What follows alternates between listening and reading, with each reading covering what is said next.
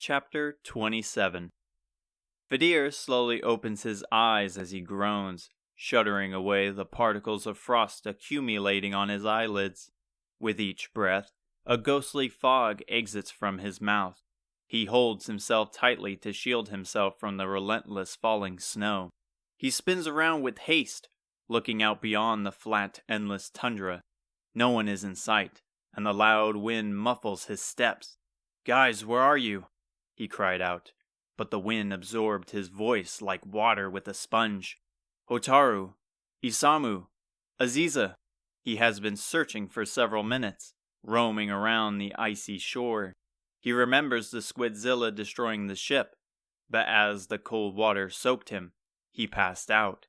He has no clue how long he drifted, but it all must have been long, as he has never seen land covered in snow. While his heart tells him to continue his search, his mind and body knows that any longer and death will soon follow. The cold embrace of his damp coat has him sleepy, ready to drift away in the night. However, he brings his hand to his torso and lights a fire spell so strong adrenaline fuels it. Though it helps heat his core, it won't last forever. He has to find shelter quickly. Knowing that waiting around will bring him an early death, he trudges forwards in hopes of something that can save him. Despite the danger swarming him, he isn't afraid. This feeling he carries of strong will has been prevalent in the recent months. He felt this fire against the captain, underneath the pyramid, even against the Queen of Fairies. It's like something deep in his soul grants him a second wind, pushing him to brave the chaos, enhancing his mental state like a superpower. However, while he carries no fear, he does carry worry. "Please, goddess, let them be okay," he whimpered. He pushes through the blizzard, counting the amount of time that has passed. 1 minute, 10 minutes, 30 minutes. The number keeps rising, yet the land never changes. He recalls the moments before he was awakened by the unforgiving snow. On the ship they fought against that monster, but they lost and it destroyed everything. He ponders if he is even alive, doomed to wander the endless frozen land. The snow blows out his light, and in his weakened state, he cannot reignite it. The safe haven he held is gone, and hope is fading. But through the blisters of snow, far in the distance, he sees something that shouldn't be possible. He squints to see in the distance a structure, a tower. There's no light, but it is enough to bring him warmth from the inside. He picks up the pace, nearly sprinting to its entrance. At last he arrives to be greeted by a staircase that looks to climb up to the heavens. He could not stand around thinking of why such a place exists, or if it's a mirage. Energy was fading, and this bland tower covered in snow was his only savior. He pushes up the steps, and with the staircase surrounded by walls, he no longer feels the cold embrace of the wind. His footsteps echo in the dark and hollow tower. Like the tundra, the path is endless, and he can't even begin to think of what waits for him at the top. Finally, he reaches the last step and is bewildered. The top is open to the outside, yet the wind is not present. There isn't a single torch in sight. However, it is bright as if the afternoon sun was up. He steps forward into the large room to find 6 empty pedestals, except one that holds a silver shining sphere. No doubt, the silver orb.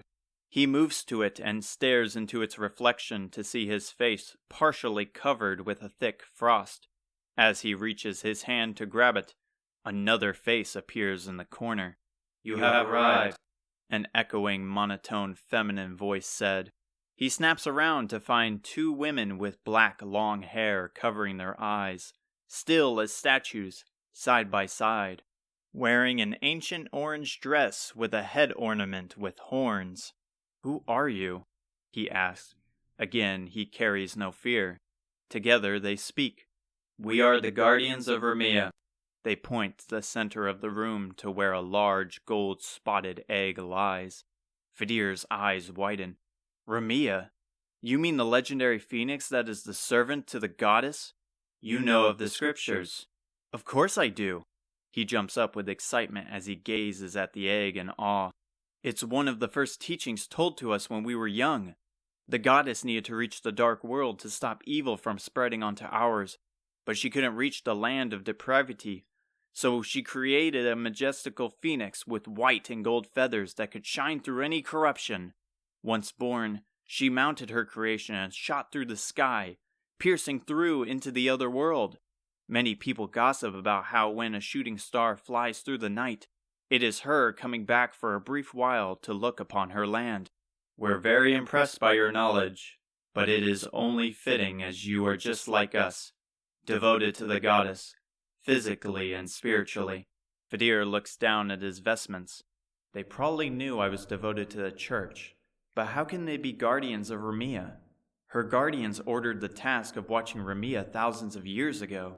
Though he can't see their face, their creepy chuckle sounds as if they can read his mind.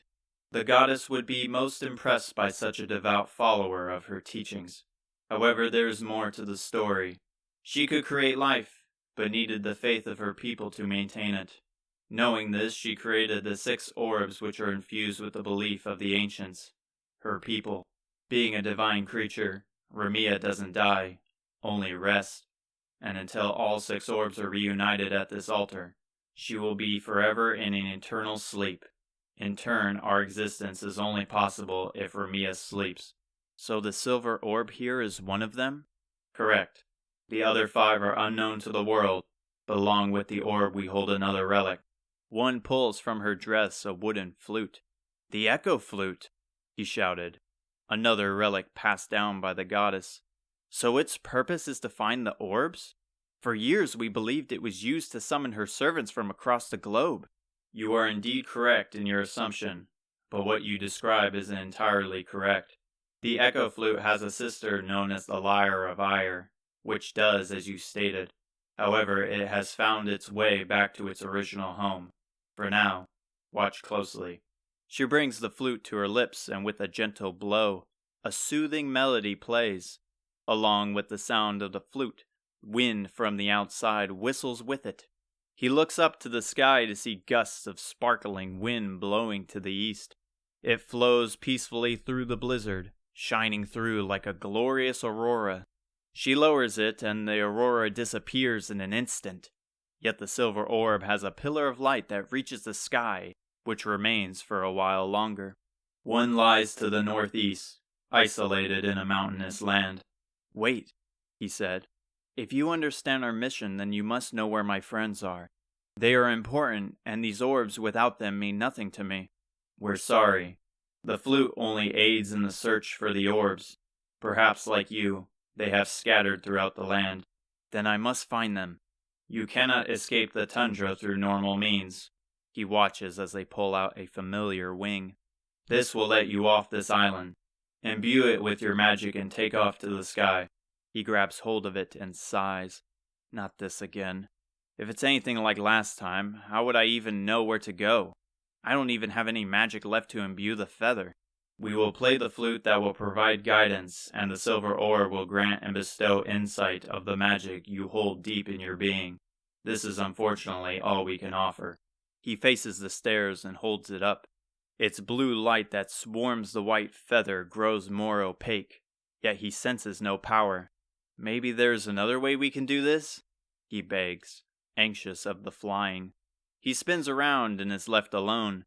The 2 women are gone, as well as Remia's egg, yet the flute's melody plays with clarity. All that is left is a silver orb that sits alone on the pedestal. He shakes his head for a moment as he walks over to the orb. He lifts it from its pedestal, and suddenly the harsh wind blows through the top of the tower. He can feel a strong energy flow through him. The wind speeds by, but he can see every flake of snow shoot past him as if he saw in slow motion. He catches his breath and looks to the northeast where the wind blows. The magical dome darkens, and the chilly wind embraces him. He attempts to shield himself from the brutal snow, watching as a magical light sways to the east. The air is colder than it was outside the tower. The silver orb was the tower's last line of defense from the harsh weather.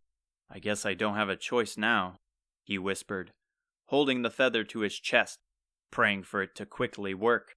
The light grows, and once engulfed by its blue, bright light, Fedir zips to the sky, screaming with a screech to pierce through the harsh tempest.